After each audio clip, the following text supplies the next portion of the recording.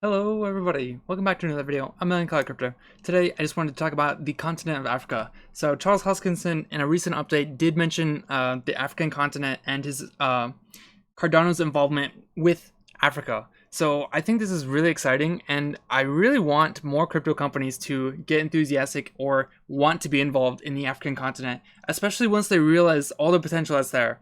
So I want to just point out two things, demographics and the economic situation. So, and then we'll watch Charles Hoskinson talk about Cardano's involvement in Africa.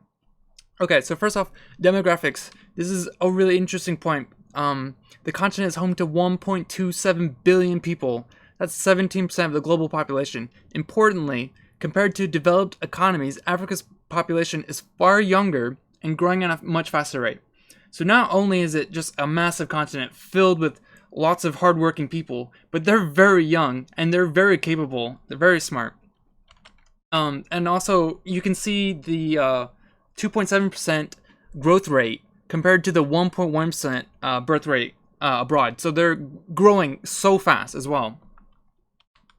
And then in terms of the economy, they are one of the most significant continents on the planet to benefit from cryptocurrency. And so it's my belief that in the future they are not only going to adopt it, but they're going to embrace it wholeheartedly once they realize how much benefit they could get from it. So let me read it. Over the past 20 years, the majority of African nations have suffered from high inflation rates, robbing citizens of wealth and purchasing power. Bitcoin and other cryptocurrencies that have limited supplies, disinflationary monetary models, and decentralized governance offer protection against such effects. High inflation rate.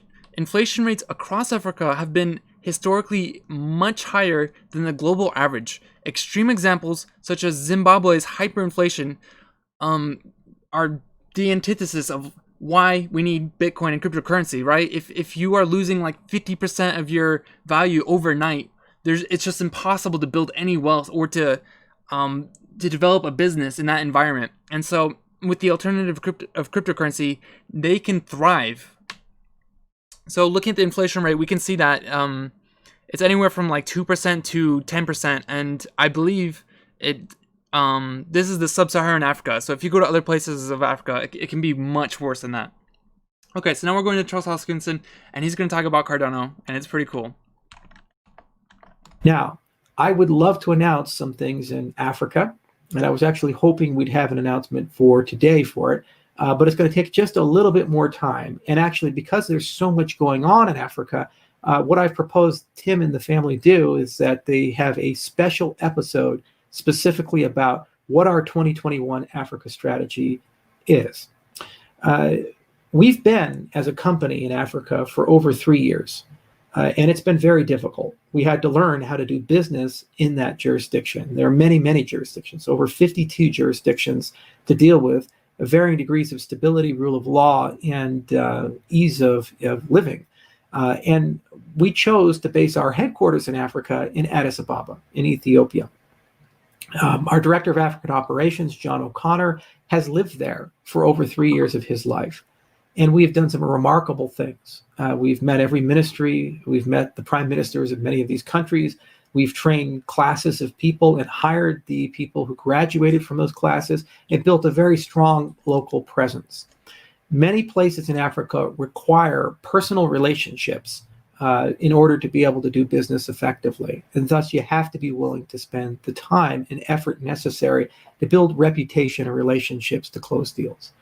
What has been truly remarkable this year, despite a pandemic, this year, despite civil wars, despite political unrest, and a litany of other problems that have occurred, we have crossed the threshold from potential to actually being able to bid. And very soon, we should be able to announce the closing of deals in Ethiopia that are quite large and quite exciting. And we're going to have a dedicated episode not just about that jurisdiction, but about all jurisdictions in Africa and many of the projects that we've seeded from Tanzania to other places. And what's most exciting, what is organically growing from Cardano communities that are self-assembling in Africa, from South Africa to Nigeria. It's extremely compelling. Now, many of you ask, why Africa? Why should we care? Why not focus on the Fortune 500 and the enterprise markets? And the answer is we actually do. I am an American-based company based in Wyoming, and many of those 110 deals that are in our sales pipeline are based in Europe and in North America.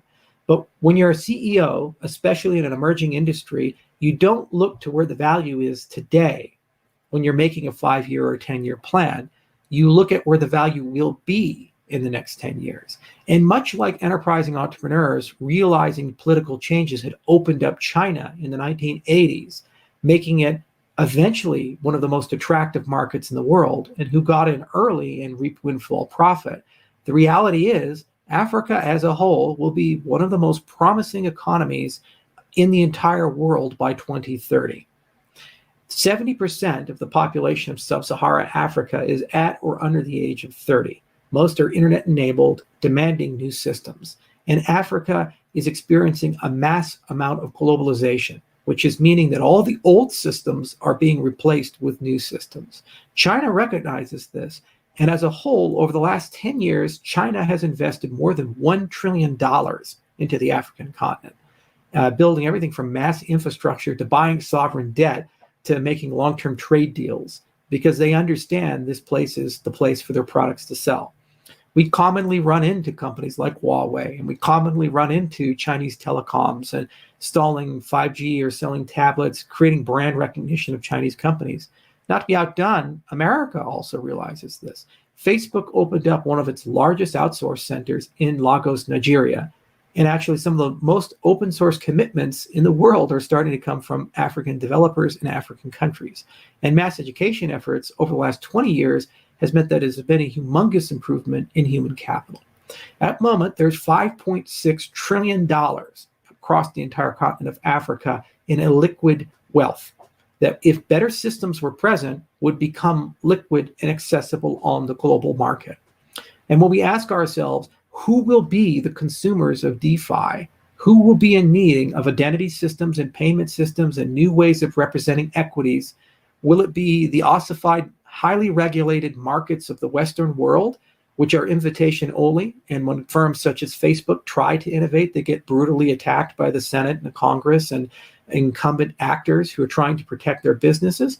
Or will it be the agile and nimble countries of Africa, Southeast Asia, and East Europe, who have no incumbencies and are desperately trying to compete, and thus open and friendly to retooling and ideas? Given that the human capital, physical capital, and economics are all moving in the right direction, it is my belief that Africa will be the most promising economic environment within the next 10 years. And we, as a firm, and our community is the best positioned to be able to execute in this realm. We've built the networks and relationships necessary through 3 years of hard work in continent, day to day, living there, training people, building a physical presence. And very soon we'll be able to solidify that with a collection of flagship deals, which we then can roll out to a much larger set of deals. And we have a lot of strategic partners and relationships and political access in the right places, so that as the continent starts retooling, Cardano will be a great recipient. Okay, thank you for watching. I really hope you enjoyed this video. I hope you got some value out of this, and I'll see you around next time. All right, bye.